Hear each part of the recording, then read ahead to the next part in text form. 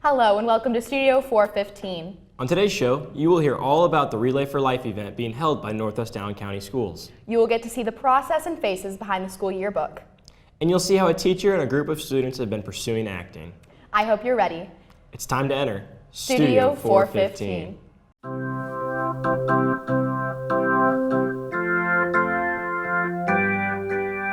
Sunny days and friendly smiles, walk the halls with me.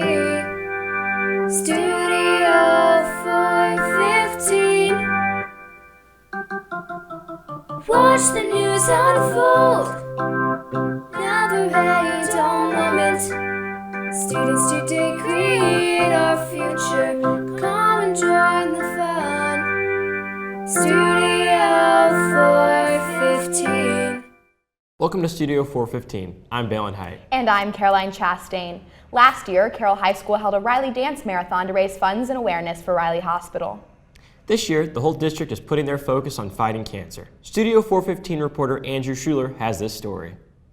Northwest Allen County Schools' Relay for Life event is just over 2 months away, yet it has already kicked off. This will be the first Relay for Life NACS has hosted and hopes to continue it annually. The theme for this relay is "Life may be a twister, but sorry cancer, NACS is in it to win it." The purpose for the relay is to raise money for the American Cancer Society.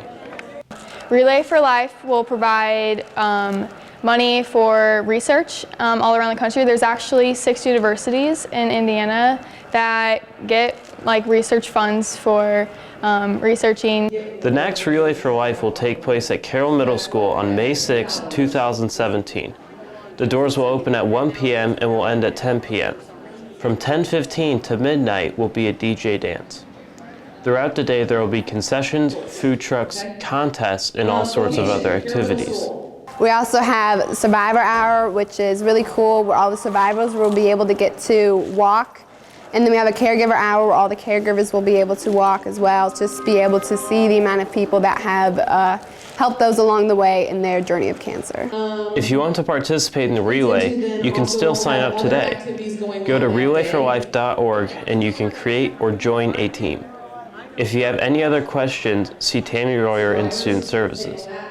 If you sign up in advance, registration is free. Otherwise, if you sign up on the day of the event, you will be charged $10. Since the start of the relay in 1985, the event has raised over $5 billion for groundbreaking cancer research, education, and prevention efforts. Relay for Life will continue to donate money to help people fighting cancer. According to the American Cancer Society, each team is asked to have 1 member on the track at all times to signify that cancer never sleeps. For Studio 415, I'm Andrew Schuler. The Carroll High School Yearbook is a huge project that is completely student-led with a teacher advisor. This class is responsible for covering every major event that goes on throughout the school year. As you'll see in my report, creating an album of over 2,000 school pictures can be both exciting and challenging. Moving off of a difficult 2015-2016 school year with a small staff of 14 students, this year's staff of 29 looks forward to some exciting changes. With a larger group, more is getting done faster, and an additional team has been implemented to help get the job done efficiently. In addition to the student life and sports teams, there is now a social marketing team. These students work to promote the yearbook and get the whole school involved in the creation of the book by encouraging them to use hashtags on social media. Yearbook supervisor Tyler Adelsberger hopes that this new edition will help the book's production. We have 29 students, but I like to think that we have 2,400 students that can potentially make the yearbook. We can do it collaboratively. With his first year of being the yearbook supervisor under his belt, Adelsberger and his new staff are looking forward to what this year's book has to offer. And I'm actually really excited about the book that's about to come out because we, like I said, are really motivated to improve those mistakes, and we're really taking our time now since we have it, and we have a really great staff. We have like 30 people on our staff, so it's way bigger, and they're just so motivated and so awesome, and so the book's going to be a lot better for the upcoming year. One change being made this year is that the book will shift away from a traditional structure and will include more pictures and less writing. With this change, they hope to include every student in the book at least once, if not twice. The editors derived their plan for the book while visiting the Indiana University High School Journalism Institute this past summer. The theme they decided on and are currently working with is titled The Grind. It's focused on the wear and tear of high school life for students and staff. Ahlersmeyer is passionate about the hidden symbolism they are implementing. One image that we'll see a lot in the book are gears. Gears don't work just on their own. They have to work, in connection with other gears. And so that's what we like to think we do here at Carroll, is work together to create something larger than the individual parts. So yeah, we're really excited for it. With a desire to include summer events such as graduation and state for spring sports, the yearbook staff strives to finish the book in June. From there, the books are sent to be printed and arrive in the fall.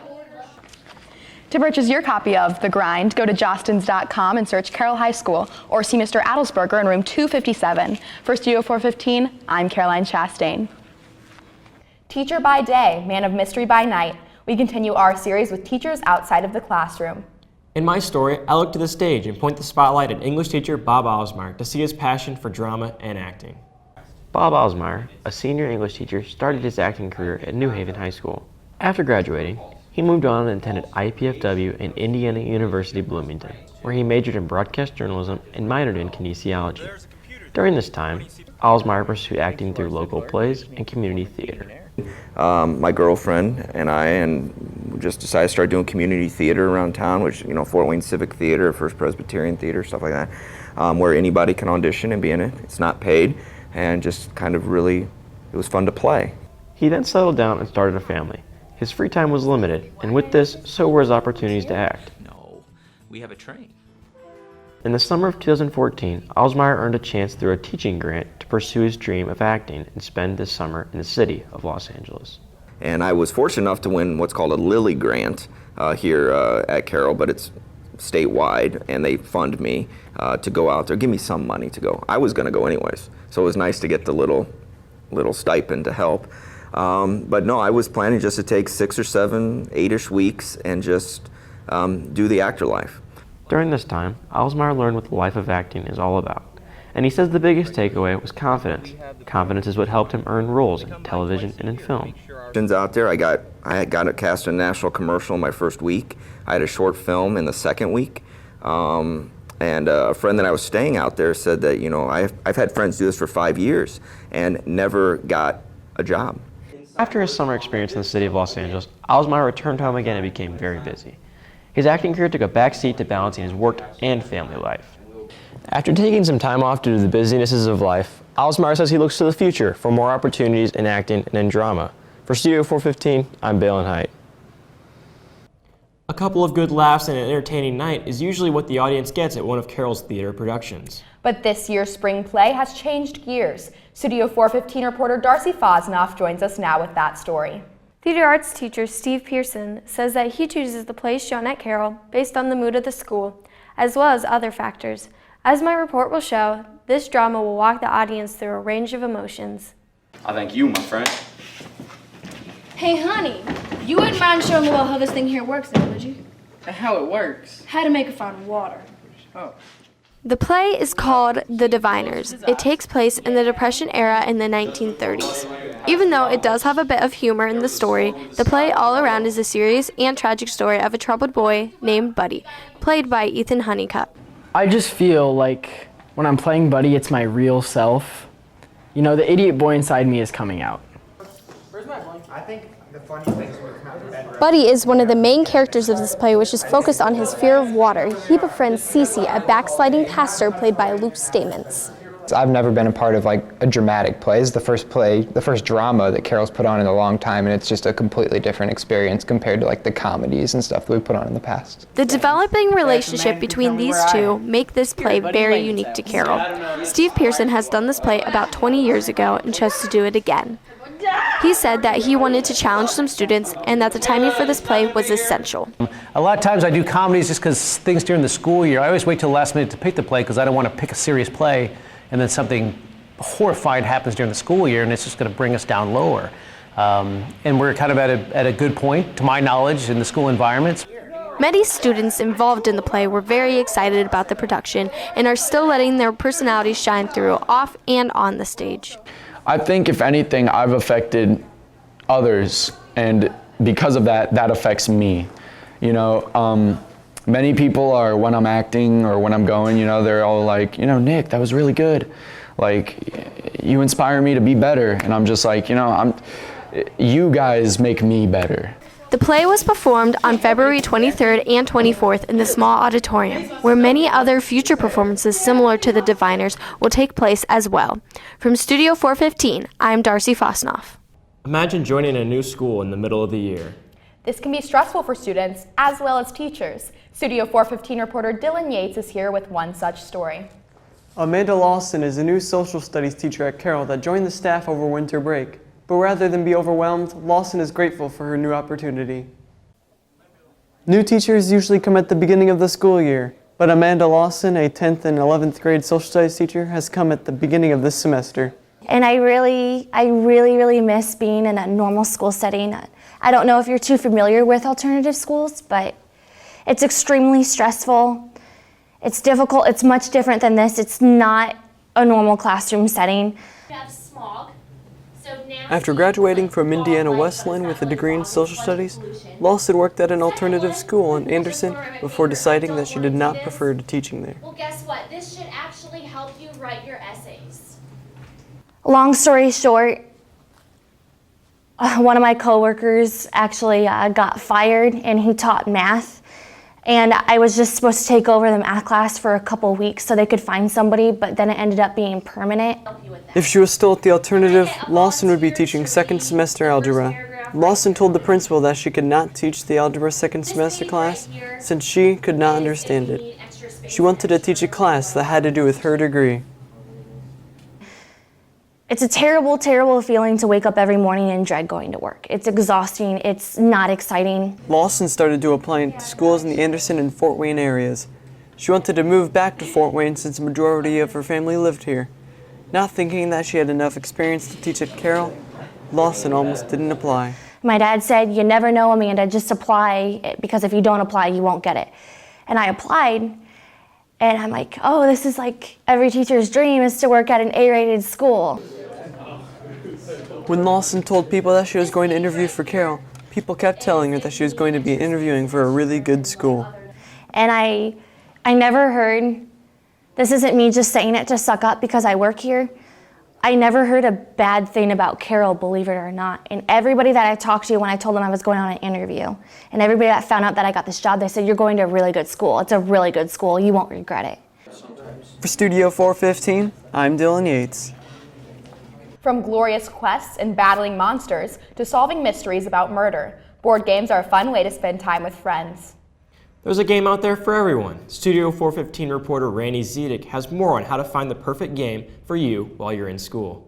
Gamers Club, started by AP Environmental teacher Jim Walker, has been meeting approximately 4 years now and has around 80 members.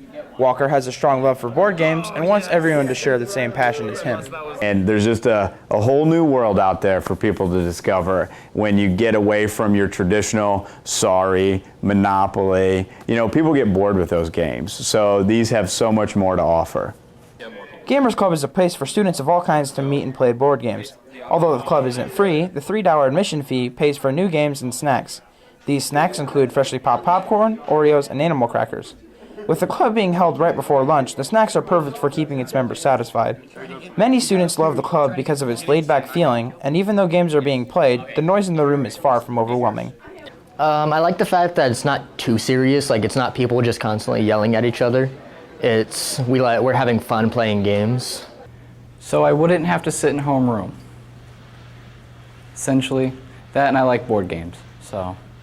And others love it because they can have a good time with their friends. My favorite game to play in Gamers Club is probably the one, I don't recall the name, but it involves the Wolverines because my friends viciously attack me for no reason and pick on me and make me die first so I can't play the game. The club meets every third Wednesday, playing anything from large games requiring the entire club to some games only requiring a handful of people. Walker sets out many different games at the start of activity period. All you need is a group of friends and you'll have a great time. Gamers Club is for anyone looking to have some fun while playing board games and enjoying some snacks. Gamers Club meets in room 110 in the 1012 building and is always looking for new members. For Studio 415, I'm Randy Zedig. Thank you for joining us today. If you have any story ideas that you would like to see covered, mention them to any of the students in the credits or Mr. Johnston. For all of us here at Studio 415, have a great week, Carroll.